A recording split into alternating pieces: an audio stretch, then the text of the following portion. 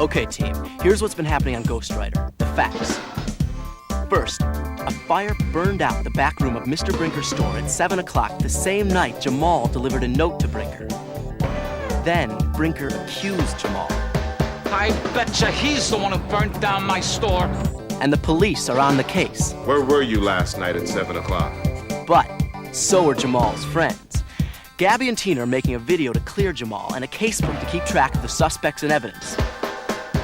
And Ghostwriter sent a message at Brinker's, copyright infringement. When Alex and Jamal looked it up, they found out that it means it's against the law to sell something that someone else has made unless you get their permission. Now, here are some new facts from the last show. First, Tina and Gabby discover the blank videotape they bought at Brinker's isn't blank. There's a movie on it. What's happening? And the Ghostwriter team gets a new member. All right! And a new clue. Next, the police still think Jamal may have burned down the back room of Brinker's store. Is this your cap? Yeah, it's mine. I left that cap at Mr. Brinker's Friday afternoon, but I don't know how it got into that back room. So the team calls a rally to discuss the case. Maybe Mr. Brinker burned his store himself for insurance or something. He's got an alibi. He was at a school meeting at 7, remember? Then Ghostwriter shows up and things get really tense.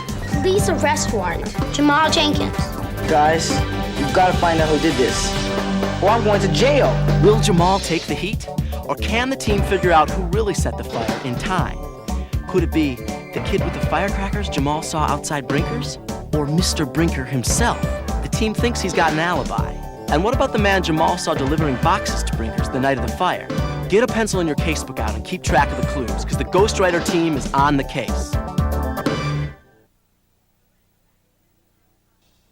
Arrest, ordered and authorized, 9/12.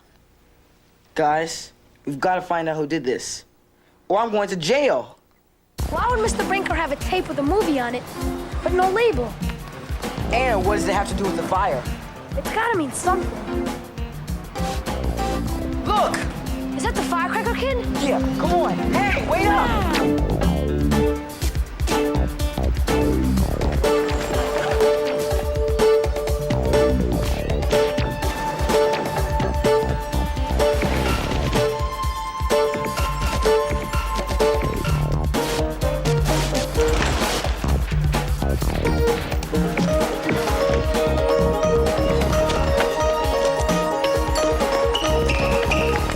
Which way did he go? Look, there he is! Go that way. Hit him off.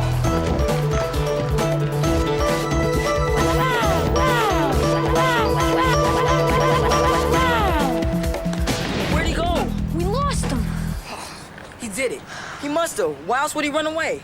Come on, we gotta get Craig. He'll have some ideas. Okay.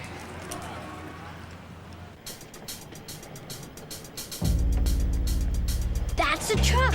Jamal saw the guy making a delivery to Mr. Brinker's right before the fire started. Why was he making a delivery after the store was closed?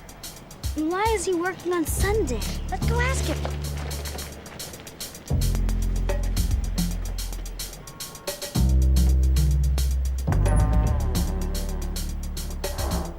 Sure, Brinker's a customer. Hey, yo, shoot from over there. You want my best side, don't you? No, we want to know what Mr. Brinker buys. These. He buys videotapes. Thousands of them. Here, take some flyers. When was the last time you made a delivery? Friday night, just before his place burned. Why did you make a delivery at night? I always do. I got my own key and everything. It's kind of strange. He doesn't want me disturbing the customers. But I'll tell you ladies something that is strange. The guy owes me some serious bread. Like how much? How much? A lot. I hope you see this, Brinker, you deadbeat, because you are cut off. You don't pay me, you might find the rest of your store getting a little damaged, if you know what I mean. That videotape. It's just like the one Mr. Brinker sold me. But the one he sold you wasn't blank. It had a movie on it. What does that mean? I don't know. I think we have our culprit. Tony was at the scene of the crime when the fire started. And Brinker owes him a lot of money. I'll bet he set the fire because Brinker wouldn't pay up. I think we just finished our video. We think something illegal is going down in Brinker's. Has to do with videotapes. That was supposed to be blank, but there's a movie on it. Hey, you're the electronics expert. What do you think? I don't know. Hey, can you get me a look at Brinker's back room? That's risky. Is it important? It might be. Okay, I got an idea.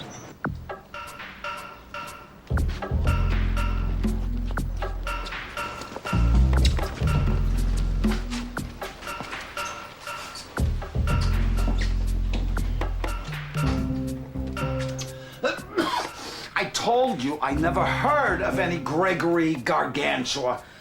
I can't talk now anyway.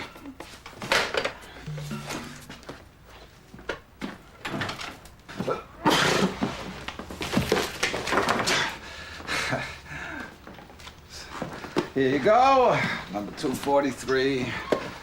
That'll be $2.50 a night.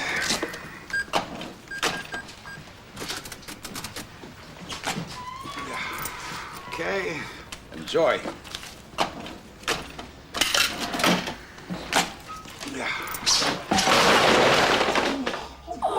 Gosh, Mr. Brinker, I'm so sorry. Well, how did that I happen? don't know. Don't tell my dad. I'll pay for it. Oh, don't hang on I'm that sorry. thing like, well, give me a hand here. Come on, help me. All right. I just like can't. Well, don't cry about it. Just help me. Okay. Help me pick it up. Man, it smells back here.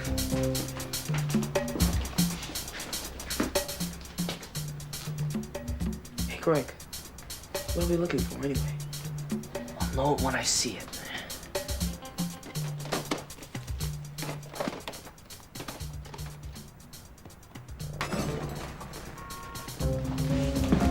Excuse me, Mr. Brinker. I'd like to rent all these movies. Oh, okay. Yeah, okay. 212. 171.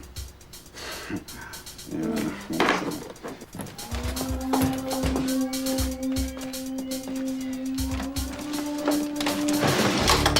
Shh. What was that? I'd like a few more. Cooking with herbs? Yeah. Okay.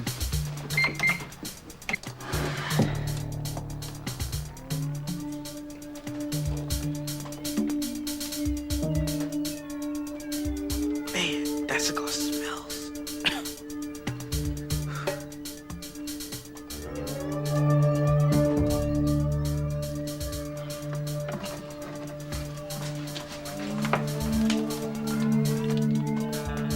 What is it? That's what I was looking for. There is somebody back What about my there. tapes? The tapes can wait.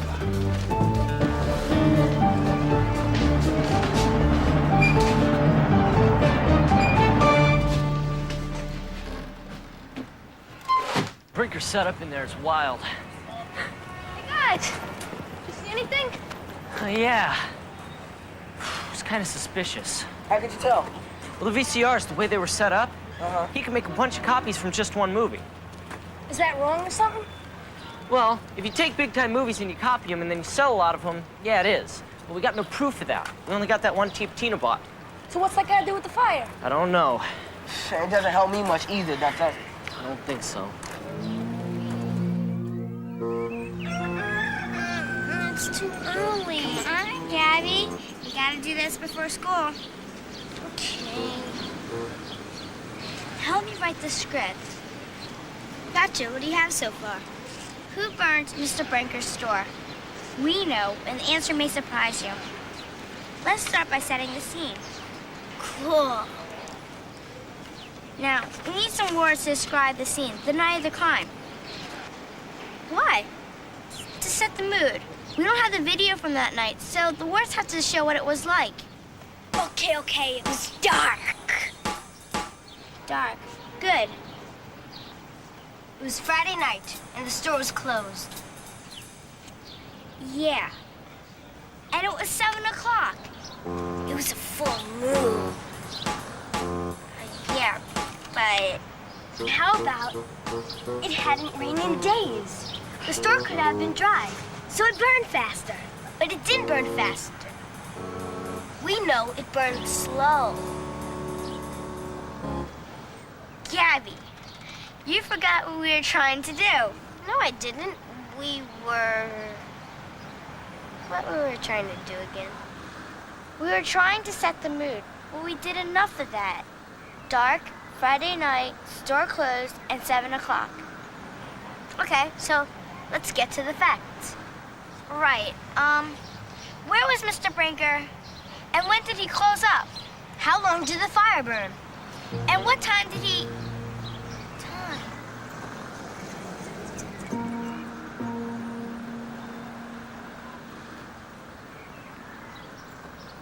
What time did he what? Do you have a newspaper article about the fire? I gotta see it again.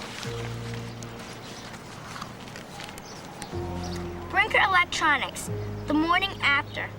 The fire knocked out power to the entire building. Yeah, what's up? Something strange.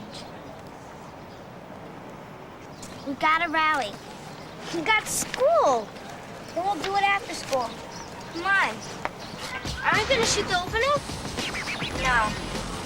Because if I'm right, a lot of the things we said in the videos gotta change.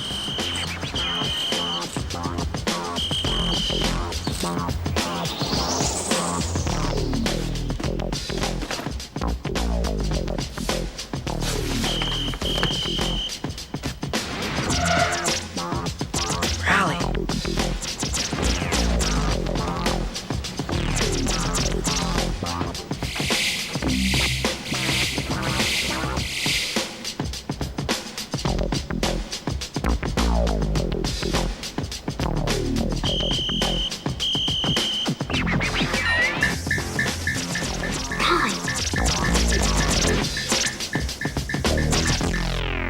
We found something weird. If we're right, it changes everything. Exhibit A. I shot this before the fire. Hey, that's the FBI agent. There are 2 clocks in this shot. Mr. Brinker's and the one next door. Both say 4:20. Exhibit B. Our interview with McQuaid the morning after the fire, before the power went back on. Look at Brinker's clock. 7:05, right? Check the clock next door. Whoa, that one says 8:05. Mr. Brinker's is an hour earlier. But what does that mean? We think it means that whoever started the fire really did it at 8. Then set Mr. Brinker's clock back an hour so it looked like it started at 7. And that proves Jamal is innocent, because at 8 o'clock, he was home with his grandma. Yeah, right. Yeah. At 7 o'clock, Friday night, Mr. Milo Brinker was speaking to the Hurston Elementary School parents group about Brinker's alibi. He was at the school at 7 when everybody thought the fire started. But if the fire started at 8, Brinker's alibi, it doesn't hold up. He could have set that fire himself. Why would he set his own store on fire? Ghostwriter wrote something strange. Remember, videos are key? When Craig and I checked out Mr. Brinker's back room, Craig found out that Mr. Brinker had a system to copy video cassettes. Copy videos, copyright infringement. It was on the letter from the FBI agent. Wait. FBI. Copyright infringement. Copying videos. We've all seen it. Hundreds of times. Hand me one of those tapes over there, Tina. Every movie you buy or rent has something like this. Federal law prohibits the duplication of copyrighted videos. That's it, copyright infringement. What does that mean? Suppose I write a song. It's my song and only I can sell it. If somebody else sells it, it's like stealing. So if Mr. Brinker made copies of movies and sold them, it's like stealing from the movie makers. Here's proof. Mr. Brinker sold me one by mistake. I'll bet he burned the store to destroy the evidence. We got him. All right. Hold it. No, we don't. Say what? Mr. Brinker burned all the evidence. All we have is one lousy little tape from Tina. That's not enough. But Mr. Brinker brought thousands of tapes. There's gotta be proof of that. Yeah, but where?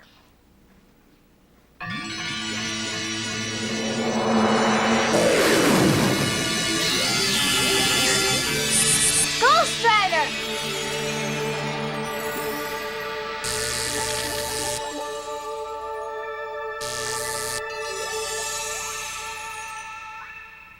Receipts? No way.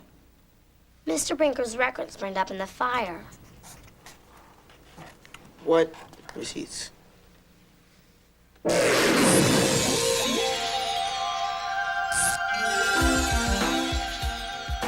I hope Tony has enough receipts. Ghostwriter must have read them. He knows what he's doing. Yeah, Ghostwriter. Uh-oh. Double uh-oh. Your grandma said you were coming right home after school. Where you been? Did I... And you lied to me, Jamal. I told Lieutenant McQuaid you would never lie to me. And now I find out they have enough evidence to arrest you for arson. What is going on?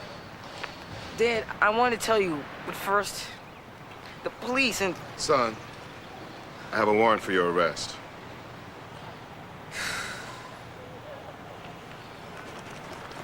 Lieutenant McQuaid, this is the note you've been looking for. I was the one who dropped that note on Friday nights. But don't jump to any conclusions. We have assembled all the facts, and we know who really set that fire.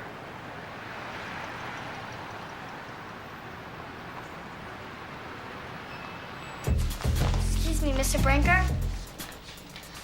When I bought this videotape, you said it was new, but there's a movie on it. So? Somebody made a mistake. Or somebody made a copy of a movie. Do you do that here, Mr. Brinker? What? Hey, where do you think you're going? Hey, you guys get out of here, or I'm calling the police. Got a receipt from Tony Central Park Video. It says that you bought 200 blind videotapes. What do you do with all those tapes, Mr. Brinker? Make copies of more movies, huh? 200 blank tapes. So what? I copy home movies for people? You gotta do better than that. Oh, we will. Mr. Brinker, we have proof that you've bought over 5,000 blank video cassettes. That's a lot of home movies.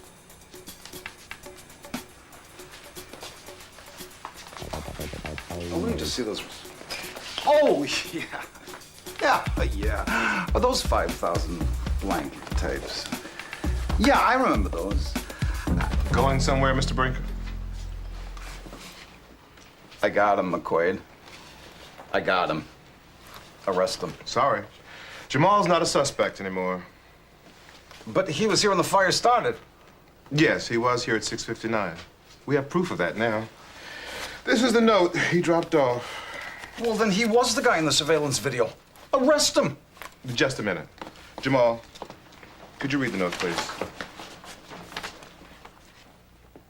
Dear Mr. Brinker, the way you treat some of your best customers is unjust. If you were nicer, we would buy more things from you. We don't want to make trouble. All we want is to be treated fairly. Sincerely, Jamal. Now, does that sound like something a kid would write who's about to burn down your store? No. See? And it gives Jamal the hook. That doesn't prove anything. Yes, it does. It proves that he was here at 6:59. And we also have a videotape made by Gabby and Tina. It proves the fire didn't start at 7 after all. It started at 8. Thanks to these kids, we found out a lot about you. The FBI said that you're allegedly part of the biggest videotape pirating ring in New York history. Does the name Gargantua mean anything to you? No. Gargantua, or Mr. Big as they call him, sells pirated videotapes which you make right here. The FBI gave you a notice to testify against Mr. Big, and that same night, your store caught fire. Thanks to these kids, we've also found out where you get your blank tapes. Yeah, I bet we all get medals. Alex, could you move that board aside? It's a felony to destroy evidence, Mr. Brinker. You know that. You got no proof I started that fire? Except for one thing. How come no one heard the smoke alarm? Was it because you turned off the smoke alarm? No, it's burnout. Well, I think it's time we take a look at the circuit breaker box that controls Mr. Brinker's electricity. We know you're the only one who has the key, Mr. Brinker. Well, this is an invasion of my privacy. I have a search warrant. Would you please open up the circuit breaker box, Mr. Brinker?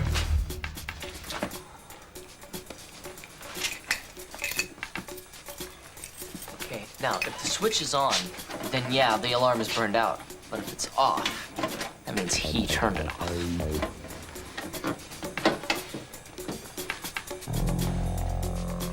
It is off. He did do it. Hold it, Brinker. I'm gonna fight this. I'm not gonna go without a fight. I'm sure of that.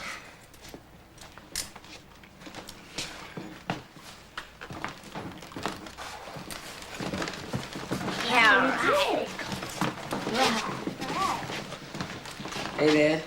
See that? Yeah, I saw it all. You're a regular Dick Tracy. Jamal, you and your friends did some really good detective work. But I want you to know that what Brinker did, destroying evidence, it's a crime. But withholding evidence is also wrong. Yes, sir.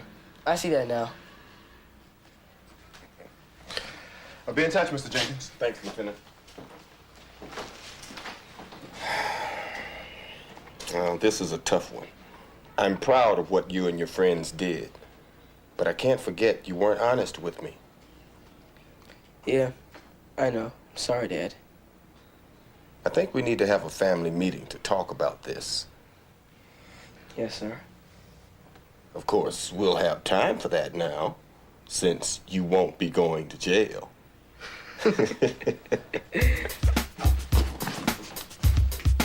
So in conclusion, it was these clues. The FBI agent, the movie on the videotape, and the thousands of blank cassettes Mr. Brinker bought that made us think he was copying movies. But it wasn't until we discovered the two clocks with different times that we figured out the fire was set at 8 o'clock, not 7 o'clock. Because of that, Mr. Brinker lost his alibi. The turned-off smoke alarm was the final piece of evidence. So who burned Mr. Brinker's store? It was Mr. Brinker, and Jamal is innocent.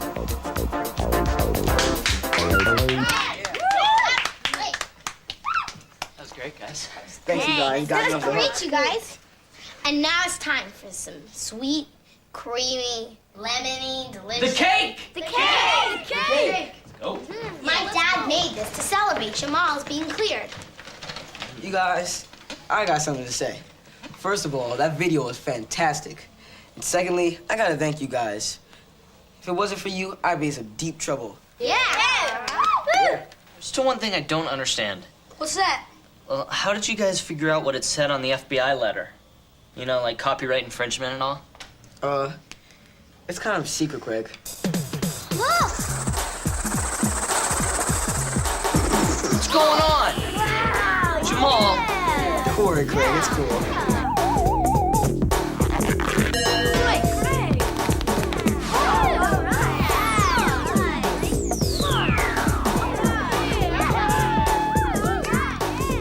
What's it mean? It means that you're on the team, and the adventure's just beginning.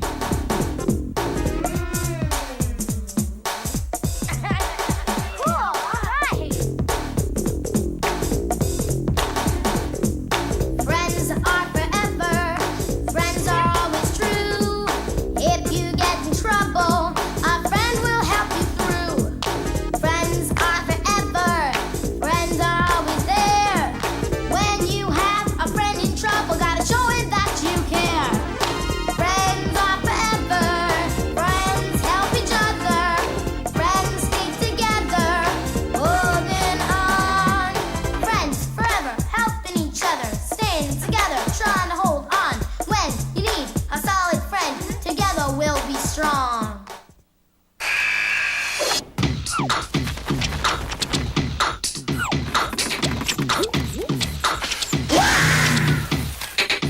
Exercise your head. Read. Ghostwriter is brought to you in part by Nike, Additional bucks that keep our team supreme come from public television viewers like you and me. the Corporation for Public Broadcasting, The John Dean Catherine T. MacArthur Foundation, the Pew Charitable Trusts, and the U.S. Department of Education. but you can't say it all in breath. I bet you can. Friends are forever. Let's show what we can do. See a friend in trouble and help him make it through. Friends are forever. We're choosing right from wrong. With our friends beside us, we'll keep each other strong. Friends are forever. Friends help each other. Friends stick together. Holding on. You gotta have friends.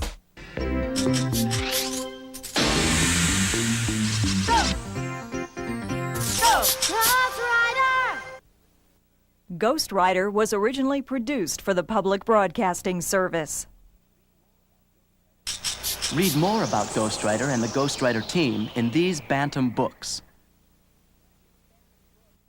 To purchase Bantam books, video cassettes, or a teacher's guide for programs in this series, contact GPN, P.O. Box 80669, Lincoln, Nebraska 68501, or call 1-800-228-4630.